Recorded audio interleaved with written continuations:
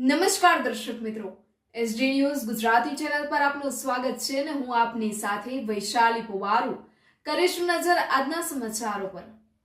તલોદ શહેરમાં આવેલ મસ્જિદ ખાતે હજારો મુસ્લિમ બિરાદરોએ બકરી ઈદ પર્વ પર ભારે ઉલ્લાસ સાથે સામૂહિક નમાઝ અદા કરી હતી। વહેલી સવારથી જ સમગ્ર તલોદ શહેર ઉત્સાહ અને ભક્તિમય માહોલ જોવા મળ્યો હતો।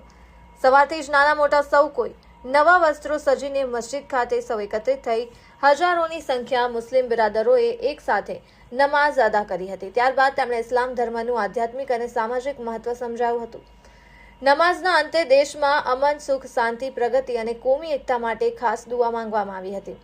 એકબીજાને ગળે મળી ઈદ મુબારક પાઠવી એકબીજાને ઈદની શુભકામનાઓ પાઠવી હતી અને દેશમાં અને સમાજમાં એકતા અને ભાઈચારાનો પ્રેમનો સંદેશો પહોંચાડ્યો હતો। આ પ્રસંગે તલોદ પોલીસ સ્ટાફ મિત્રોને ખૂબ સાથ સહકાર મળ્યો હતો, તેમનો ખૂબ ખૂબ આભાર વ્યક્ત કર્યો હતો। આ બકરી ઈદના પર્વ પર તલોદ શહેરના પ્રમુખ ઇસ્માઇલભાઈ ઇસાકભાઈ પટેલ, મંત્રી લિયાકતભાઈ ઇસ્માઇલભાઈ મંસૂરી અને ઉપપ્રમુખ ઇમરાનભાઈ ઇસ્માઇલભાઈ લુહાસ ઉપસ્થિત રહી આ પર્વનું સુંદર આયોજન કરવામાં આવ્યું હતું। Reporter Dilip Parmar, Talod, Sabarkantha, SD news Gujarati.